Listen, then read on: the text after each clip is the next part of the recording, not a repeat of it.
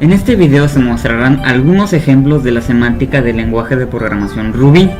El entorno de desarrollo que se está utilizando tiene el nombre de CodePad y se encuentra en línea completamente gratuito. Existen otros entornos de desarrollo para Ruby que son Rails, Komodo y el más popular que es RubyMine. Sin embargo, este último requiere una licencia que tiene un costo aproximado de $200 anuales. A continuación veremos algunos errores tales como el ciclo infinito, errores de operandos y objetos mutables. Comenzaremos con el ciclo infinito.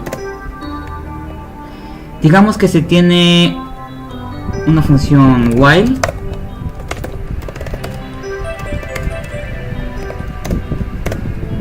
Si se le dice al while que funcione siempre y cuando tenga como parámetro un booleano true, jamás va a detenerse.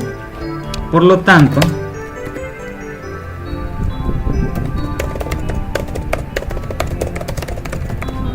al realizar esta función, veremos que se va a seguir repitiendo infinitamente porque no tiene ningún parámetro al cual llegar. Nuestro segundo ejemplo será una jerarquía de operaciones aunado a un tipo de variables. Si en, por ejemplo, Java queremos realizar una operación con una variable entera y una variable flotante, el programa nos va a marcar un error porque los operandos no son compatibles, por lo tanto no puede realizar la operación. Sin embargo, en Ruby esto sí es posible. Digamos que se tiene una variable de valor 10 entera y otra variable de valor 2.5. Si realizamos la operación en una tercera variable, usando nuestras dos primeras variables, digamos la variable 1 sobre la variable 2, tengan en cuenta que esto es 10 entre 2.5, por lo tanto el resultado es 4. ¿Qué nos dice la salida al ejecutar el programa? El resultado es 4.0. Nótese que al principio la variable 1 tiene el valor de 10 y se le está dividiendo una variable flotante con valor 2.5 y parece ser no hay ningún problema. Ahora bien, declaremos antes de realizar esa operación la variable 3 con un valor de 0. Este es un valor entero.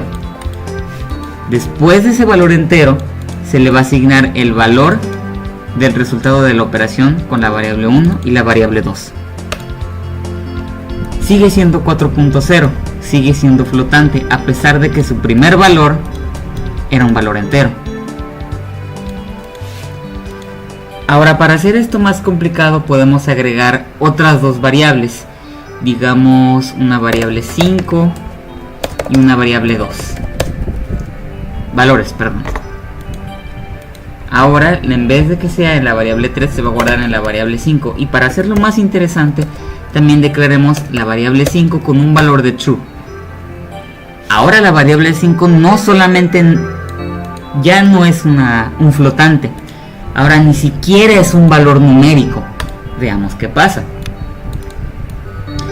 Vamos a dejar esta división tal como está, pero antes de la división vamos a decir que a la variable 3 se le va a sumar la división de la variable 1 entre la variable 2 menos el valor de la variable 4. Veamos cuál es el resultado. Digamos que la consola nos imprima la variable 5. El resultado es 7.0. ¿Por qué? La variable 3, que vale 5, se le suma el valor de la variable 1 sobre la variable 2, que es 4. 5 más 4 son 9, menos el valor de la variable 4, que son 2. Por lo tanto da a 7.0. Dos cosas. Primero, el valor es flotante, puesto que uno de los operandos también es un flotante. Por lo tanto, el resultado de la operación también va a ser de ese tipo flotante. Es el tipo con mayor jerarquía. Si fuera una variable de tipo doble, el resultado también habría sido un tipo doble. La otra cosa que cabe destacar, la jerarquía de operaciones. En lenguajes de programación como Java, se requiere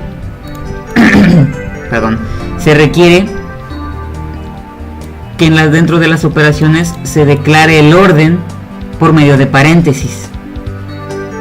Sin embargo, en Ruby no.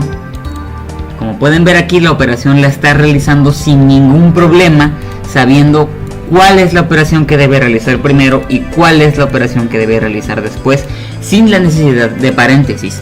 Ojo, esto no quiere decir que los paréntesis no sean útiles en Ruby. Si hacemos esto, el resultado va a seguir siendo el mismo. ¿Por qué? Porque la jerarquía sigue siendo la misma. Y si hacemos esto,